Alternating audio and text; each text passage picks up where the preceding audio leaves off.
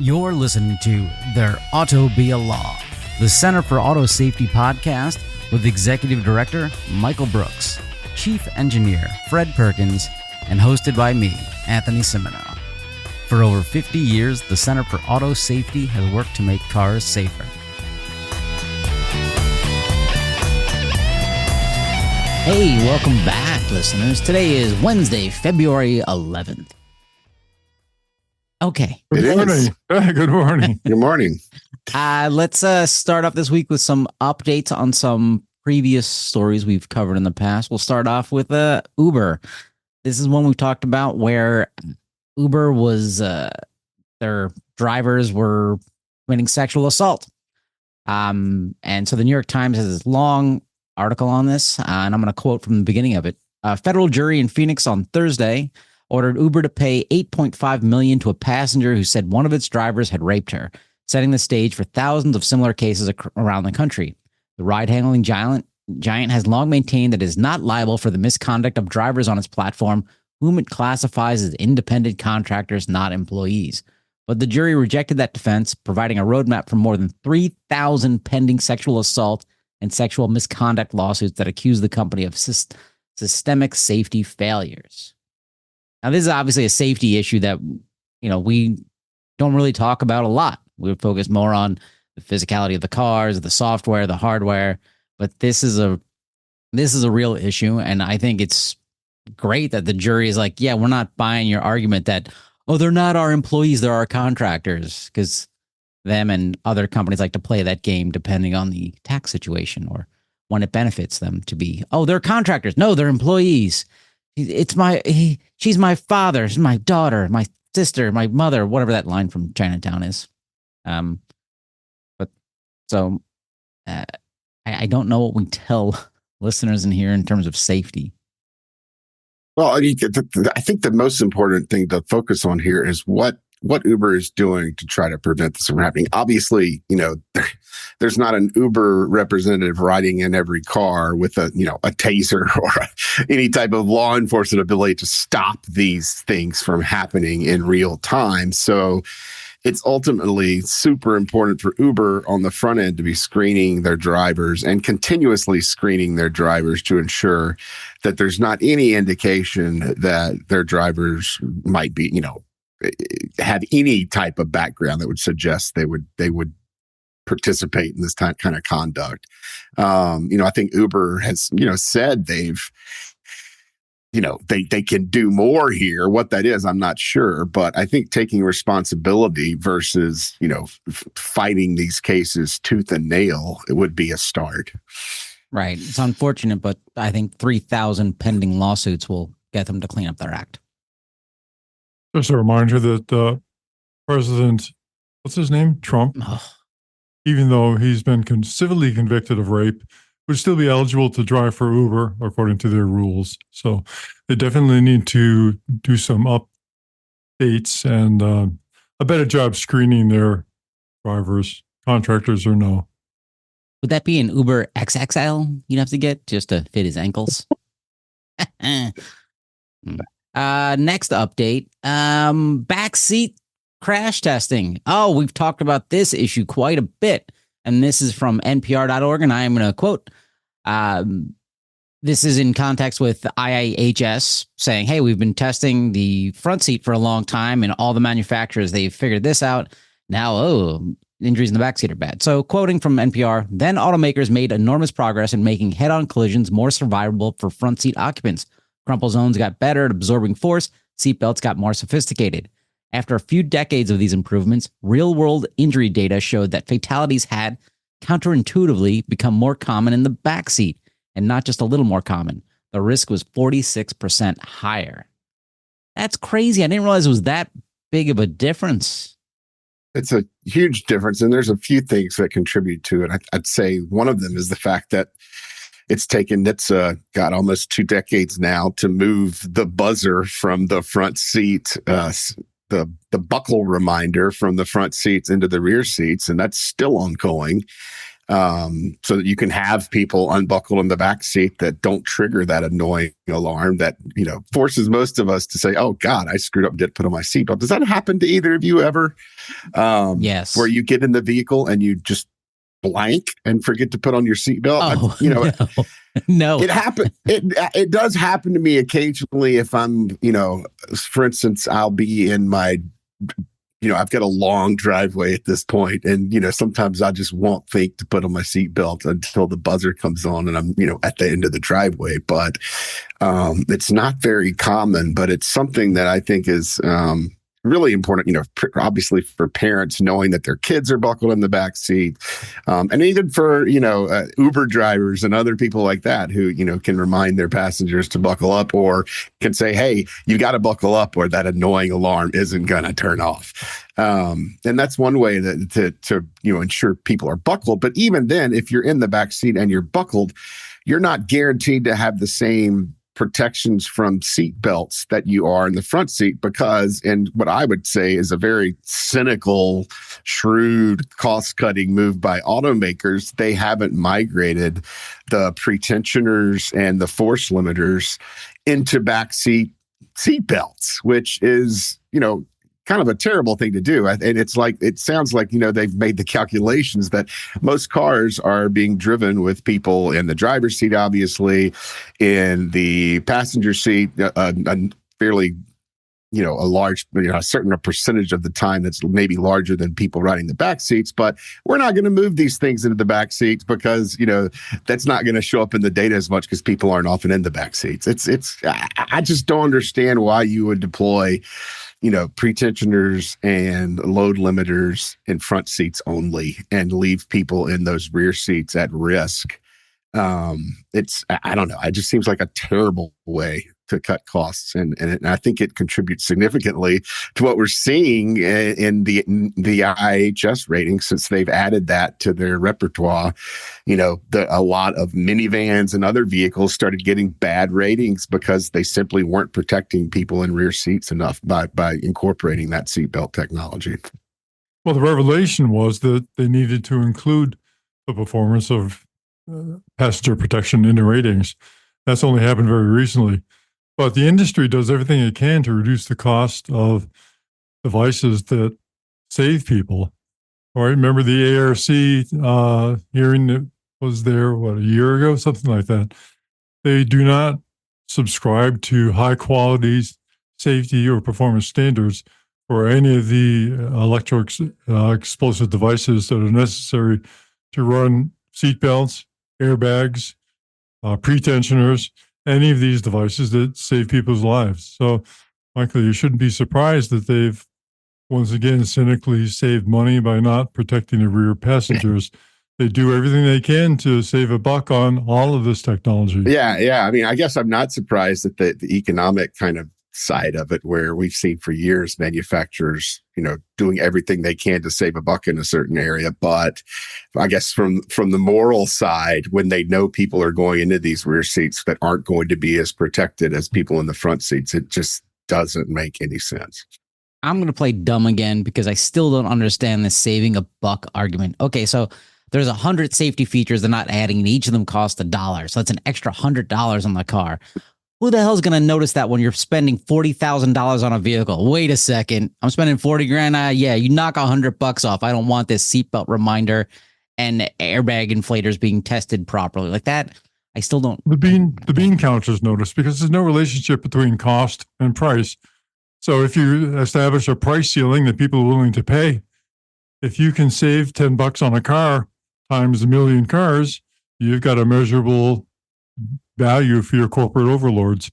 So that's where it's coming from. It's got nothing to do with a person's ability or desire to pay that extra $10 for the safety feature. I am skeptical. I don't know who's counting these beans. Anyway, next update we have is around Manhattan and its congestion pricing. That's right.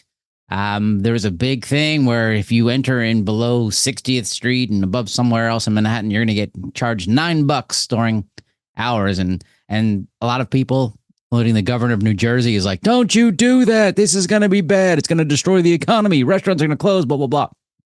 This has been out for a year now. And the opposite has happened. Instead, we've seen that traffic inside the city has sped up. There's less traffic. The foot traffic in the areas is improved greatly. Restaurants are like, woohoo, we love this. This is wonderful. Really? Kids are breathing freer. It's wonderful. How's your restaurant doing? Let's not talk about Look, that. Anthony's speechless. So this is an even further study, and I'm going to quote from Jalopnik. Quoting, using an anonymized Google Maps data, researchers looked at trips taken between September 2024 and June 2025 to see how drive times changed after pricing went into effect. But they didn't just look at Manhattan and the surrounding metro area. They also compared those changes to the changes they saw in other metro areas to give themselves a better idea of what changes could be attributed to congestion pricing and which ones could not. The word changes is used so much time there, I feel like I'm in a SAT question. Continuing. That's a David Bowie got involved in writing that sometime. In the end, they found that having fewer cars on the road saved those driving into the congestion zone an estimated 83,000 hours per week.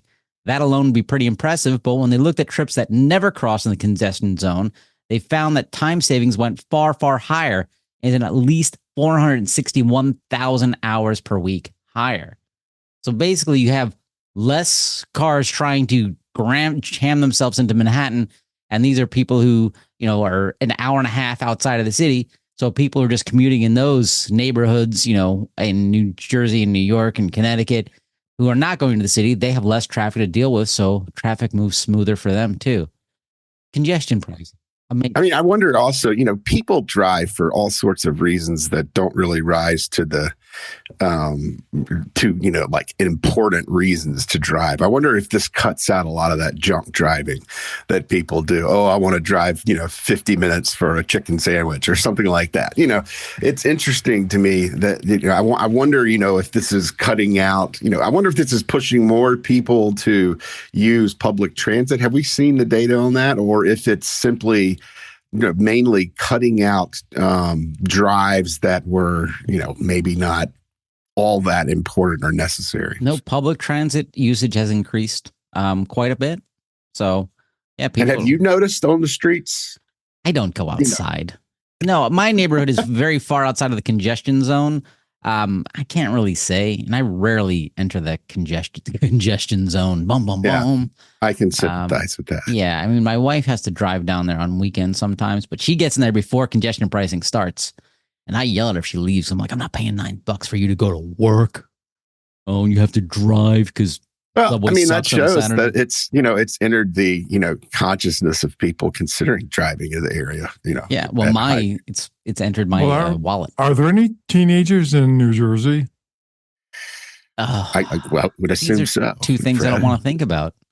I think they've got a few at least. But for a teenager in New Jersey, it's going to cost you an extra $20 to go to Manhattan to get what are those?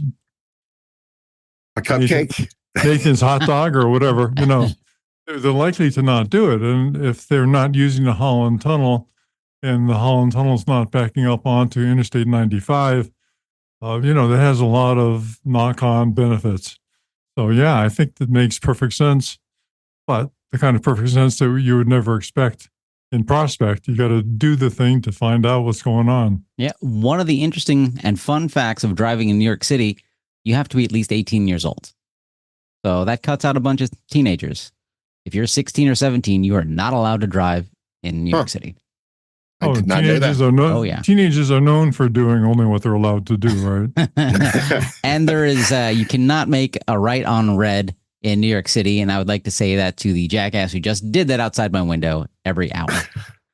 All right. So that's our update. So let's go into something brand new. This very morning in the Wall Street Journal, they have this long article titled "Hands-Free Driving Systems Confuse Drivers, but Car Makers Push for More." It starts off detailing a crash with a Ford engineer and her husband were driving their new F-150 pickup. Something went terribly wrong. The Ford engineer said they were using Ford's hands-free driving system, Blue Cruise, and then they were tapping the brakes to slow and to merge onto an exit ramp, but instead the truck accelerated, smashed into a guardrail, rolled over, and came to a stop upside down. Unfortunately, these people had to be extracted by emergency workers. And so Ford's typical response to this is we blame the user. We blame the driver. You can see this throughout. The system is acting just as we did. But you can see they released these documents to NHTSA where they've been doing these studies with people, how they react to it. And most people are like, oh, I assume the car is going to always do these things and always drive. And if it starts taking me out of a lane, I don't have to do anything. It will bring me back in. Whereas people don't realize this is just an assistant. And sometimes your assistant goes, nah, I want to go get coffee and I'm not going to pay attention. So further in the article, some haven't understood the product's limitations, while others haven't heeded the system's warning to take control of the car or haven't had time to. So this is an article that I feel almost like friend of the show, Phil Koopman, could have written, because everything he's ever warned us about has happened. It was a little troubling to me because it was produced by a Murdoch-controlled business, and I happen to agree with it and thought they did a great job. And so I'm concerned that I might be migrating towards the dark side. The reporters of the Wall Street Journal are top notch. Their editorial page is lunatics. But anyway, Michael. There are a couple things kind of stand out here, and you're right on the Phil point, because this is essentially the moral crumple zone that has been discussed a lot here. The first thing that companies do, and not just Ford, obviously, this is Tesla's modus operandi on these type of things, is to blame the driver. We put all this information in our owner's manual that says the driver has to be responsible at all times, and then at the same time, I'm thinking, well, yeah, but you essentially built a trap. You built a vehicle that's going to drive them a lot of the time, essentially engendered trust in the vehicle and its performance. And then when the vehicle ultimately fails at some point, you're expecting that driver to immediately respond as though they've been operating the vehicle on their own the whole time. I don't think that's a very good understanding of how humans work. And I just don't, I think there needs to be more guardrails around these systems. I think we really need to get driver monitoring dialed in to make sure that people can, some of these cases are almost unavoidable too. I mean, you see in one of these cases, you've got a drunk driver who is just not, they've turned on the Blue Cruise and they're not responding to any attempts for the vehicle to make them take over the vehicle. And in that situation, I think it can be argued by many people that there's a serious problem with the driver's behavior in the first place. But in some of these other crashes, there's a lot of confusion here. In the one with the Ford engineer and her husband were involved in, there's some serious confusion as to whether the partial automation was operating at the time of the crash. Ford saying, oh, well, we turned this thing off 20 seconds before the crash, and the driver's saying, nah, that's not what happened. How do you, if you're involved in one of these situations, how do you even begin to go about proving that? And in this case, where you only have, it looked like there were some significant injuries requiring operation and an extraction from the vehicle. It's just really hard to pin down the cause when that's hiding in a database somewhere that's inaccessible to the consumer. Similarly, speaking of things that are hiding in databases and unavailable to consumers, if you look at the current investigation that NHTSA is conducting here, and you scroll through the submissions that Ford has made, they are taking, and something we've long feared, taking the Tesla approach to these investigations and their submission of documents, where they redact everything that's submitted. They've even redacted the warnings and the mechanisms that are being presented to drivers as they drive, and are presumably are pretty public things, right? They're redacting that stuff from the public's view in the NHTSA investigation, while pretty clearly they're displaying it to drivers.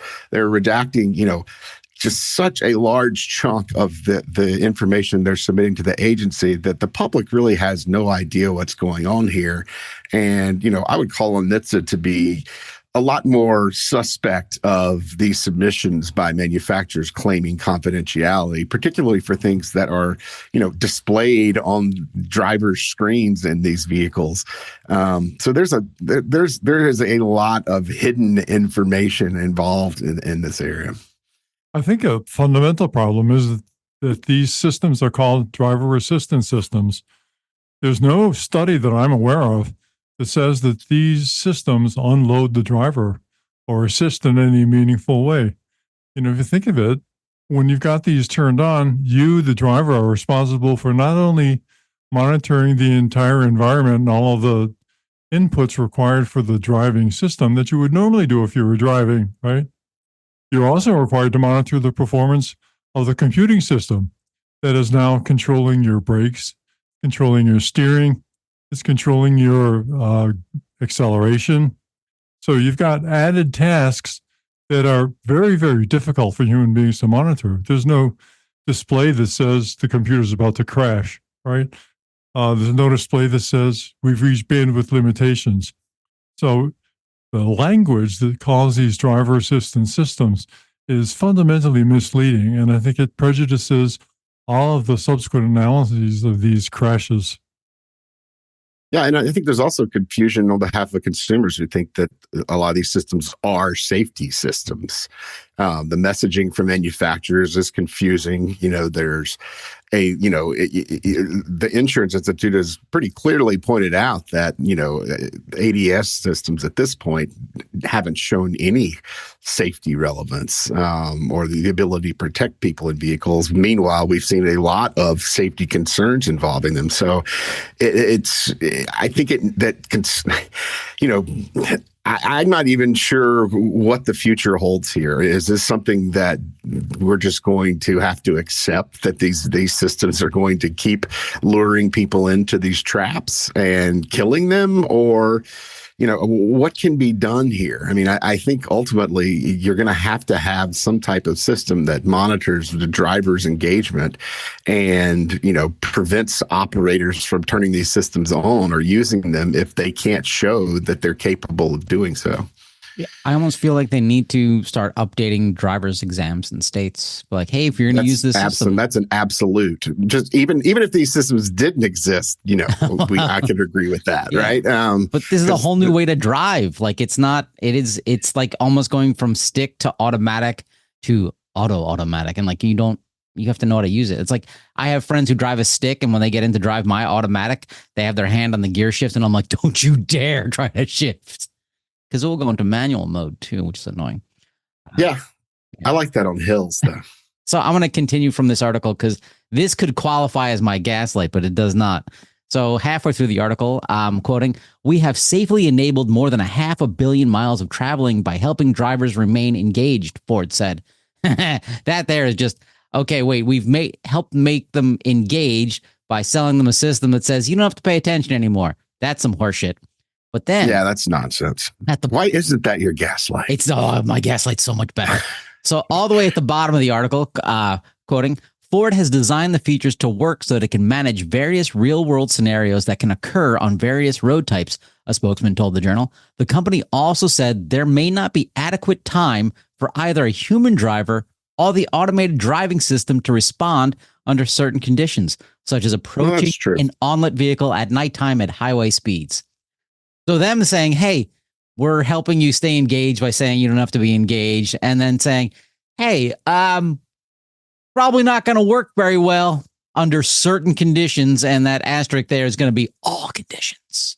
Well, I mean, I obviously, I think that's true to some respects. I remember a couple of years ago, we looked at that Kia crash on the road where the tire came off the other vehicle, right. And it was just, a split second before the vehicle flipped. I mean, I think you could make an argument even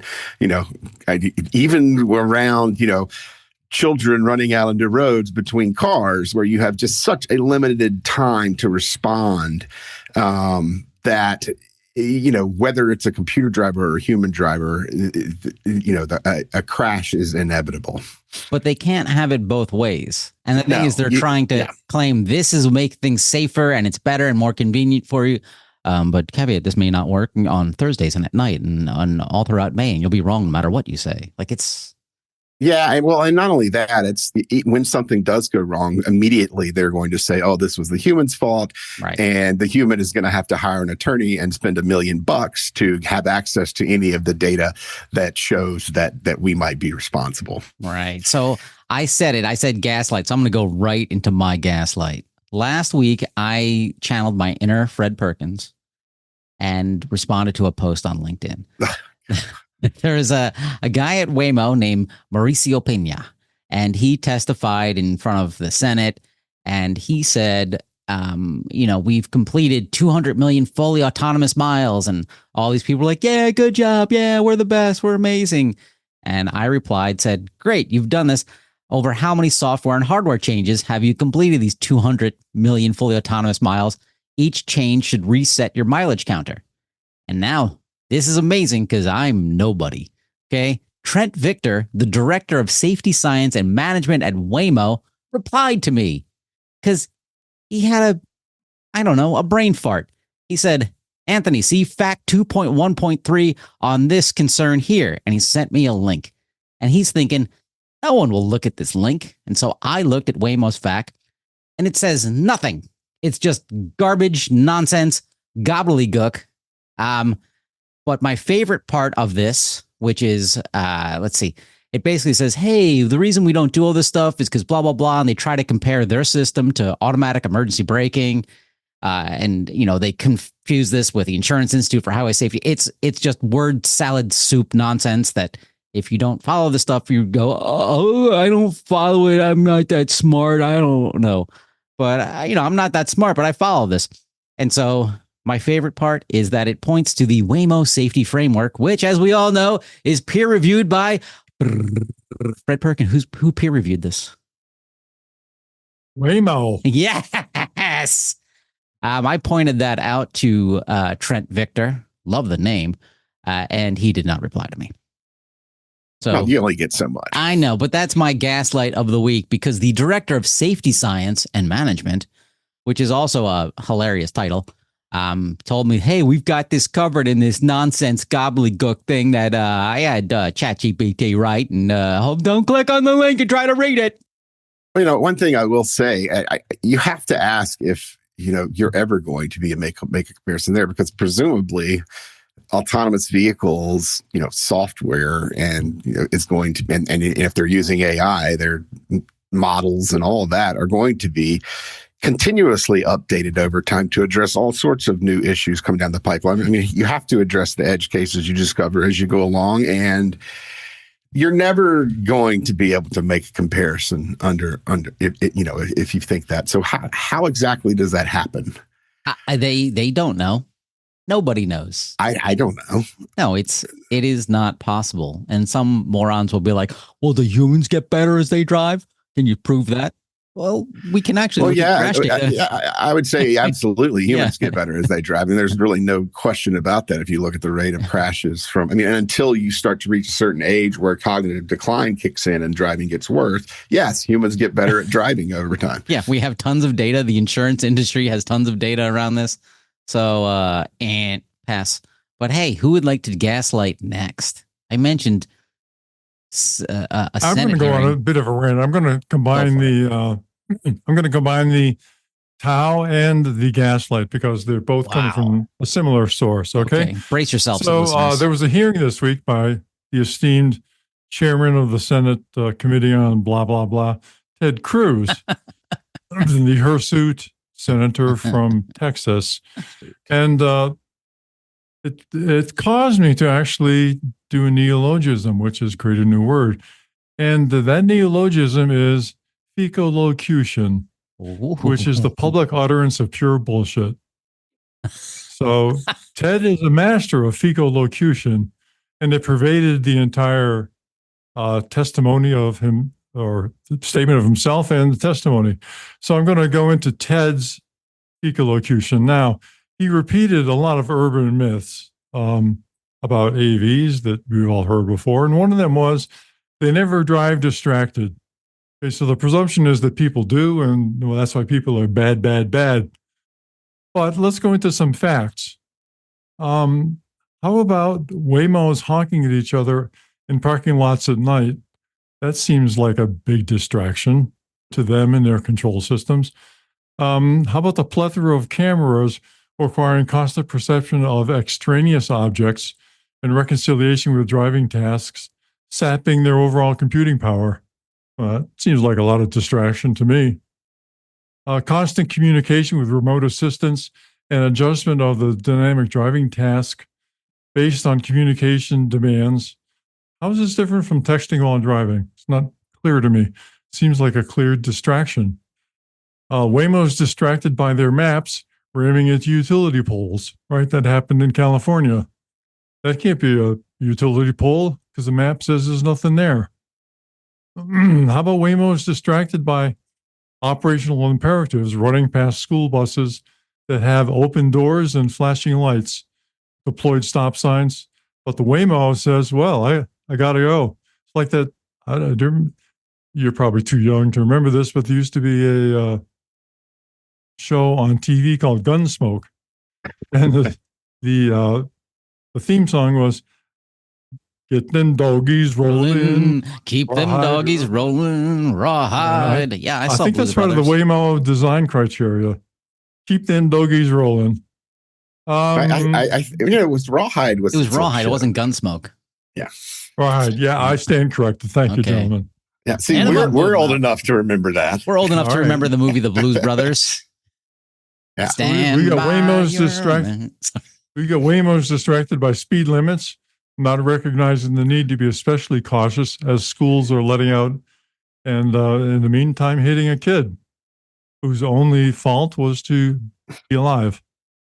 Innumerable instances of phantom braking, some fatal, causing massive pileups due to visual distractions.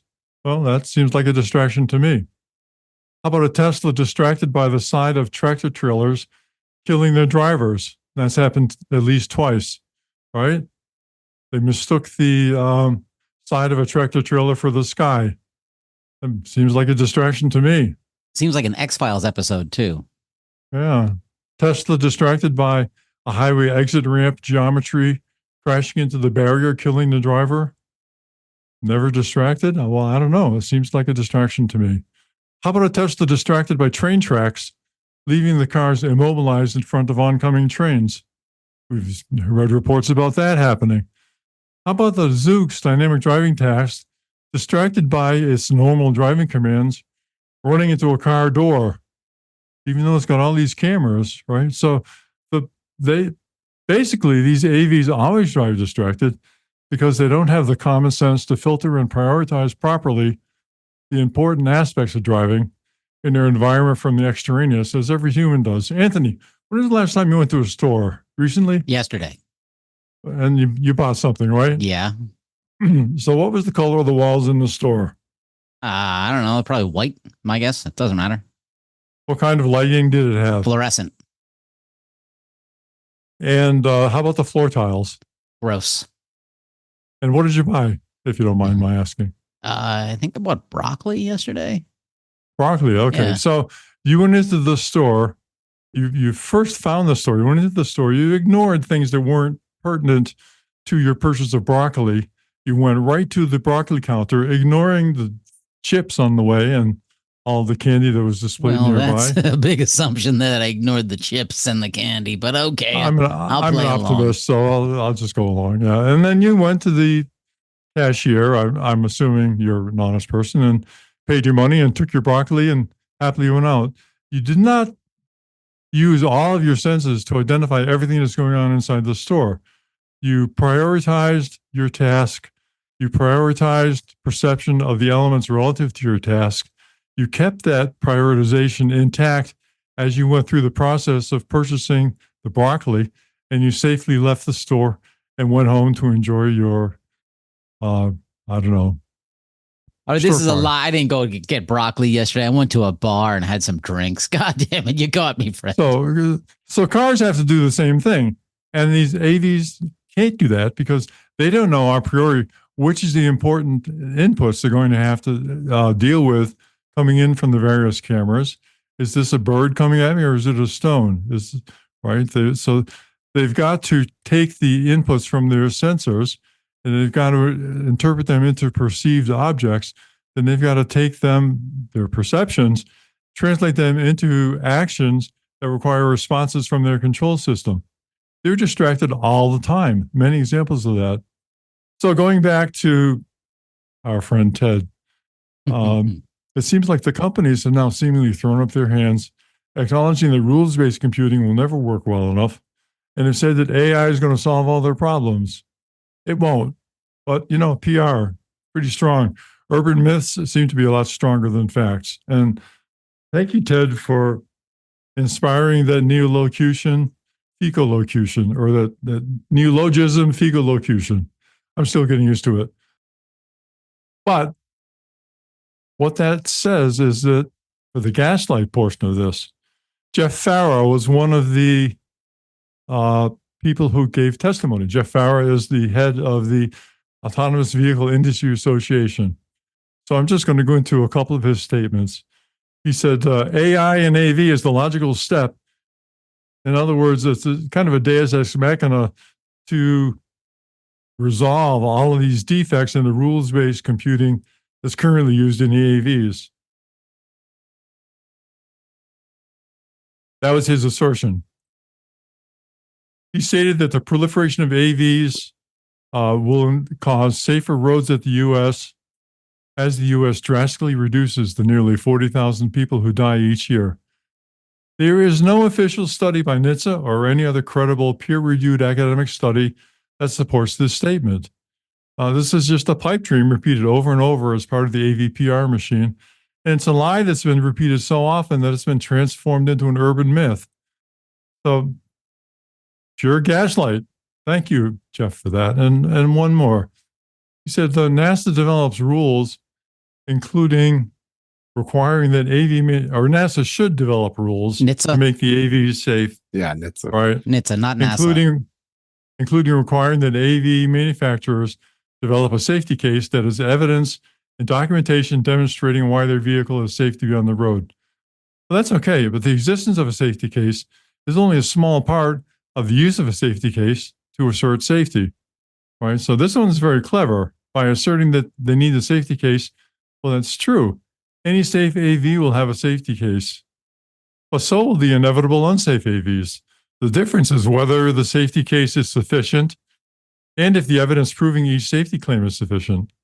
There are models for sufficient safety cases, such as the UL 4600, that require independent review of safety case scope, qualifications and independence of safety case auditors, transparency of company requirements, operations and data, and authority over vehicle release. Long sense. I'm almost done.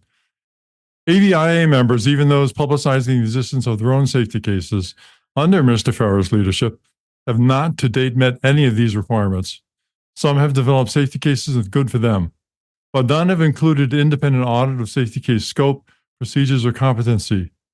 And the industry has developed shadow documents that pretend to be industry safety standards, even pretending that audits of compliance with those pretend standards prove safety, providing cover for their tragic safety case negligence. So Jeff Farrow's misrepresentations and delusional recommendations, carefully written to be perjury adjacent, qualify him for this week's Gaslight Award with a fecalocution cluster. Wow. End of rant. That's a lot. That was, intense. Especially, you're tugging at Michael and I's heartstrings as former philosophy majors, using, a priori, deus machina, neologism. I feel like I'm 20 years old again. Hey, listeners, if you want to feel like you're 20 years old again, go to autosafety.org and click on donate. Let us know if it made you feel like you were 20 years old. If so, keep donating. Tell your friends. Michael, it's time for your gaslight. All right. So my gaslight of the week is, related to our support in the past week for the Stop Underrides Act 2.0, which essentially is going to require NHTSA to require heavy truck manufacturers to put in place systems that prevent side underride on heavy trucks. It's an area where NHTSA has been slow to move. It's an area where the data is kind of all over the place, making it a little difficult to move. But it's an area where we think NHTSA failed a few years back when they put out a standard that basically aligned the U.S. safety system with the Canadian regulations without doing anything more, and really contained some, I don't know, bad math or, some assertions that we don't think can be made based on the current data. So there's an article in Freight Waves written by Rob Carpenter, which is, overall, a decent article in terms of looking at, the issues here. But it really, really goes off the rails on one point. And that is, it's attempting to make the assertion that virtually all crashes by passenger cars into heavy trucks are related to distraction, when there's absolutely no evidence that is what's going on here. Essentially, the author is saying, why are trucking companies having to pay all this money to buy vehicles that no longer, but to buy vehicles that can prevent drivers from doing something that they're doing to themselves by being distracted. And, I think the fundamentally bad part of this article is that, as an exemplar of this type of driver behavior, they bring out the Joshua Brown Tesla crash from a few years back where, the guy was driving a Tesla on autopilot. It ran under as we were just talking about earlier, it thought it saw the sky instead of a tractor trailer, ran under a tractor trailer, killing Joshua Brown, while he was presumably, and according to the driver of the heavy truck involved, they were watching a Harry Potter movie. And so, yes, clearly distracted, clearly, over enamored at Tesla's automated systems and using them in a way that none of us would ever recommend. And yes, bad driver behavior was involved there. But the author goes on to make the claim that, and the entire article is based on this, that distraction is essentially the cause of all fatal and injurious truck and car collisions, which there's just no empirical evidence for. Yes, distraction is a factor in many of them, but there's no evidence, that it's certainly no evidence that it represents all those cases. In fact, I had a friend from, high school and college who ran into the side of a tractor trailer because of fog and really weren't able to see it at the last minute. There was no distraction involved whatsoever. And I'm sure that situations like that take place a lot of the time. So I'm giving my Gaslight of the Week to Rob Carpenter simply for that, for presuming when we don't have the data. What we need is more data on these collisions. It's something that NHTSA should be doing. When NHTSA put out their previous rule, they were claiming that side underride guards could only prevent 17 deaths and a few injuries per year. Meanwhile, the Insurance Institute was saying, it's more like 200 deaths prevented per year. And because of that, number that NHTSA came up with, the cost benefit analysis that they came up with to pass the rule was something that couldn't be pushed through under the current federal rulemaking regulations, and prevented this, technology from essentially reaching the market and protecting consumers. So, for using overusing distraction as a reason for these crashes, I'd like to give the Gaslight of the Week to Rob Carpenter. That's a good one. This is honestly, this is a tough one to judge. I mean, you're talking about the underrides, and this is just for remind listeners that you see this a lot now when you're on the highway and you see an 18-wheeler come next to you, and it's got it looks like a big piece of plastic underneath it, where you used to be able to take your Smokey in the Bandit Corvette and slide underneath it and hide out. Now it's got that. Is it plastic? Please don't tell me is it? What are those? It could be. I mean, I don't know if it's fiberglass, plastic. I'm sure there are all sorts of materials that you could use there. Yeah. So that's a good one. Let's follow up. Fred combined, a gaslight with the towel, which is amazing. I was personally contacted by some clown at Waymo, but I think this week's winner is Ford spokesperson from that Wall Street Journal article, who basically saying, hey, we keep people engaged. This system's not going to work all the time. I think they gaslighted themselves. So Ford spokesperson, unnamed, you win this week's Gaslight. No, that's a good call. Thank you. All right. Let's continue with do we get a replay on that or no? No.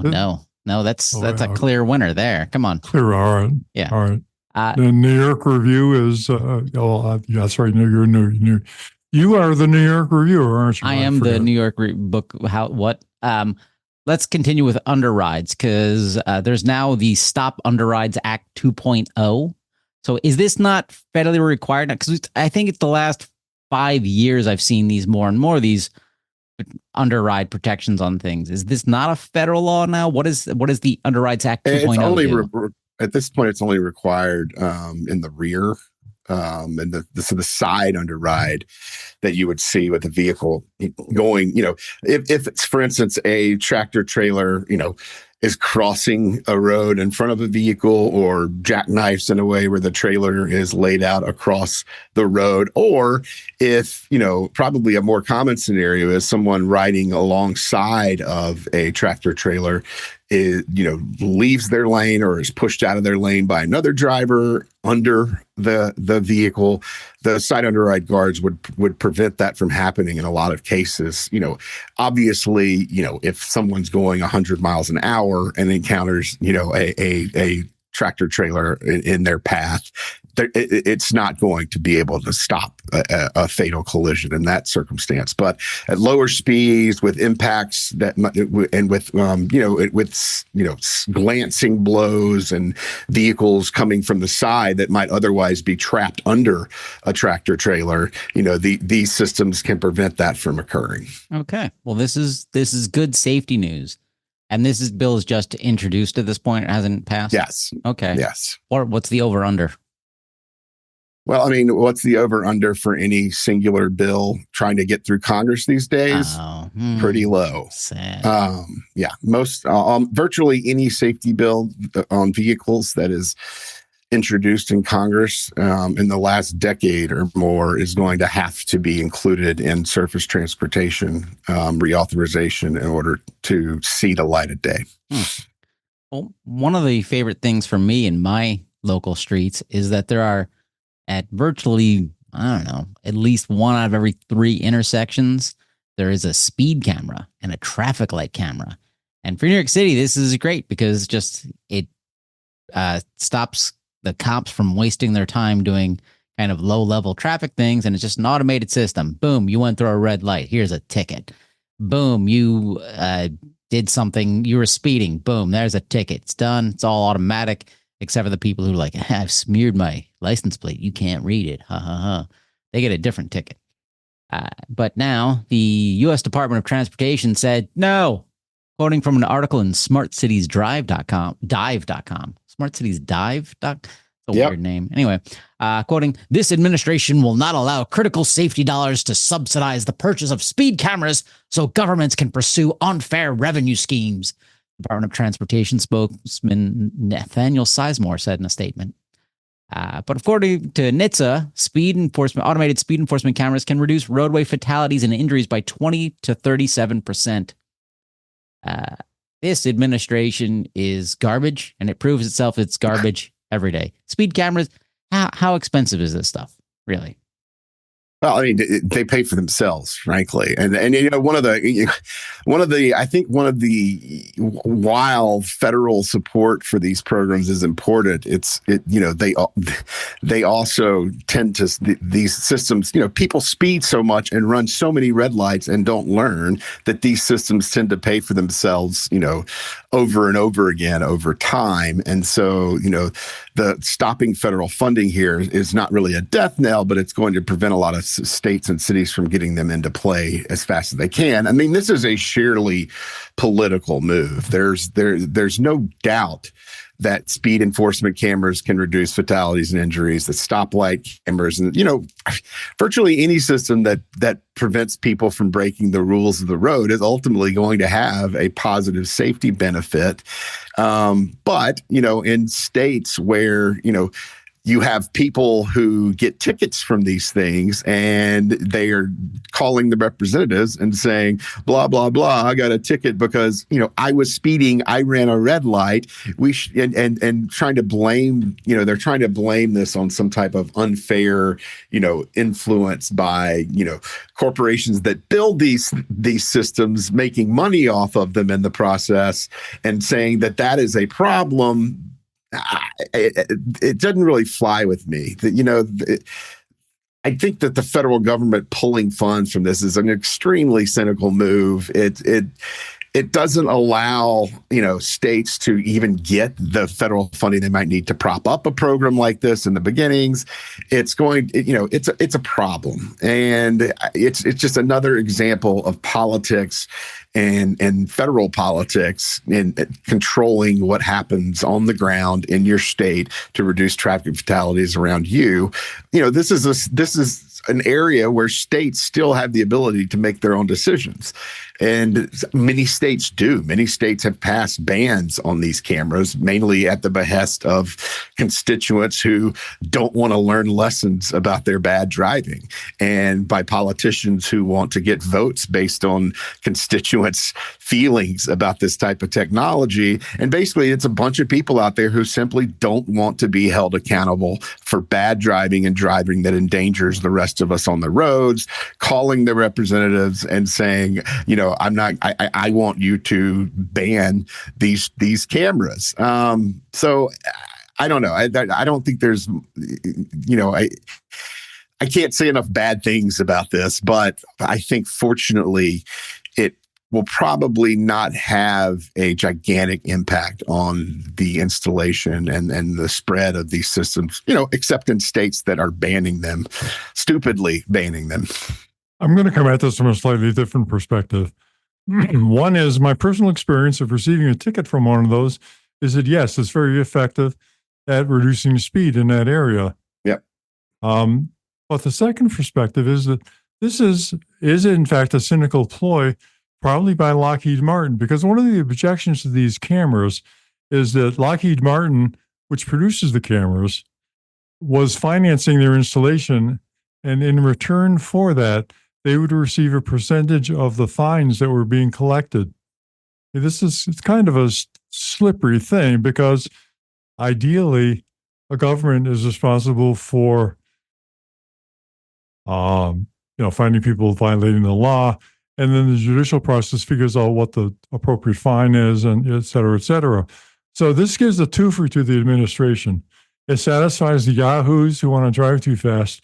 It also is very good news for Lockheed Martin, which will now say, well, you don't have the access to federal funding to get independent speed cameras. You can only get the speed cameras that we provide in return for a percentage of the money that comes in from the ticket revenue. So I agree with everything that you said, but I think the perspective is basically it's a win for Lockheed Martin. It's a win for the intrusion of corporate interests into the judicial process. And it's a win for the yahoos who simply want to drive too fast. Freedom. I want to drive my pickup truck. You probably saw the alternative Super Bowl game with the country western. No. Did not even watch the Super Bowl. No. I'll let that go. I'll stop there. Wow. That's yeah, I'm yeah, I mean, my solution to that problem, well, I mean, I don't know that there is an independent, source for these cameras. It's going to be some corporation producing them and selling them to municipalities regardless. And I think my solution to the problem of, them only controlling speed in certain areas is wider deployment. In fact, my ultimate solution to the problem is, getting technology into every car out there that actively prevents people from speeding. And we wouldn't even need these cameras. There you go. Michael's no fun at parties. No. Not if you're getting there too fast. All right. With that, it's time for some recalls. Let's start up with rare entrant Toyota. 141,286 vehicles. The 2025-2026 Prius plug-in hybrid, the 2023 to 2026, just regular Prius, the Prius Prime. And that's it. If the door is unlocked when this occurs, the door could open unexpectedly, and there will be a notification on the combination meter and a buzz will sound if the vehicle is in motion. If the door opens unexpectedly while driving, this could increase the risk of injury to passengers. So wait, you're driving down the street and the door could... Oh, this is with an electric rear door lock systems. I guess it fails. Well, there's water intrusion in there that basically requires a short circuit. Yeah, it could be a car wash. It could be rain. It could be the snow you didn't clear off the top of your car, melting and dripping down into it. Clear the snow off the top of your car, people. I hate that. Oh, my God. It's required in the place I live in. Yeah. I mean, you can, and then there are a lot of places where you can be pulled over and significantly fined, probably at a rate higher than a speeding camera could do so, for not clearing the stuff off your car. And especially when you've got conditions like we've had down here in Virginia the past couple of weeks, where you've essentially got sheets of hard ice that are a few inches thick on top of a vehicle. Those can cause incredibly significant damage to cars that are following you on the road. Exactly. Moving on. Yes. Was there? No, I was just going to say, owners, it looks like, I think this is one where they're going to have to get, they're going to modify your door switch circuits to prevent it from activating, even if a short circuit takes place. It doesn't look like they're going to replace the part or correct the condition or prevent the water intrusion, but they're going to essentially disable whatever's causing this. Sounds very much like a free call for them. And owners are going to hear about this probably towards the end of next month. All right. Moving on. Chrysler, 80,620 vehicles, the 2022 to 2023 Jeep Grand Cherokee, 2021 to 2023 Jeep Grand Cherokee L. What? They may experience a rear coil spring that may not be correctly installed during the repair of 64A or having complete recall status. So this is a recall that didn't get fixed. A rear coil spring that detaches from the vehicle while driving may create a road hazard to operators and occupants of other vehicles. Wouldn't that be bad for someone in the vehicle too? Well, it doesn't appear. I mean, I don't know. I would think so, but nothing good about this. Cite that. Yeah, they don't cite that as a problem. Is that the vehicles could, it cites road hazards to operators and occupants of other vehicles that could cause those vehicles to crash without warning, or may result in injury to pedestrians walking around the road who may get struck by a coil spring coming off a vehicle at speed, but. It doesn't cite a problem with the actual vehicles where the coil spring is detaching from the vehicle, which, who knows? The other thing here is that this was caused by a recall. There was a recall in 2023 for this issue, but it looks like a lot of dealers, or maybe the recall instructions weren't very specific about how the process needed to be performed. Essentially, none of the vehicles that went in for that recall were truly fixed. They still have the ability to have this problem, and so all of them have to come back in and be inspected to see if the repair needs to take place in an appropriate manner. And owners are going to hear about this again later next month. Next up, BMW, 87,394 vehicles. Yep, BMW, the 2021 to 2023 Toyota Supra. Okay. And they have an engine starter, and it's the come on, what? Yeah, they weren't really descriptive about what happens here. Yeah, and it's a whole bunch of BMW BMW Z4s, 4 Series, convertibles, BM3 Series, and those Toyotas. And they haven't discovered a root cause yet here, but they have inspected a number of engine starters and seen that there's thermal damage. So they know that something's going wrong here that could cause a fire, but they're just not sure what it is yet. And it looks like they're just going to replace the engine starter with one with a different design since they can't figure it out. And so, owners are going to hear about that later next month when they'll need to go in and get a replacement starter. Last up, Chrysler, 456,287 vehicles. The 2025 to 2026 Ram 2500, Ram 3500, Ram 3500 cab chassis, 4500 cab chassis. And the Ram 5500, Jeep Wagoneer, Jeep Cherokee. The trailer turn signal will not flash when the vehicle turn signal lever is actuated, and the trailer stop lamps will not be activated upon application of the vehicle service brakes. In addition, if equipped, the trailer brakes will not function. That sounds horrible. So I'm trailing something, and it's not going to put the brakes won't work on the trailer. And the lights won't work. The brake lights, the lights won't work, notifying people behind you, but also it looks like the trailer brakes may not work, which is not only dangerous to people behind, but dangerous to you. People in front and people driving the towing vehicle. So, well, not to worry, the AVs never get distracted. So everything will be fine. So it looks like they're going to replace the trailer tow module with something that actually works. And owners will probably be getting this fixed sometime in early April.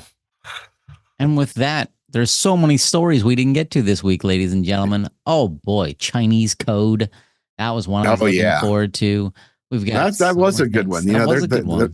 We'll come back. Manufacturers have a lot of work ahead of them because we looked at the supply chain. I think when we were looking at the Uyghurs forced labor issue in China, and we were marveling at just how incredibly broad the supply chain is. Right. And to have to ensure that none of your vehicles have any Chinese code in them, given all of the communication systems and computers that are going into these vehicles nowadays. Impossible. Sounds like a big lift, but it's not something NHTSA is requiring you to do. It's the Commerce Department. We'll come to that one hopefully next week. We didn't even mention Tesla this week. Oh my word! And I will see everybody at the Piggly Wiggly get together. All right. Nailed it. I'm looking forward to it. Bye-bye. Bye. Bye. For more information, visit www.autosafety.org.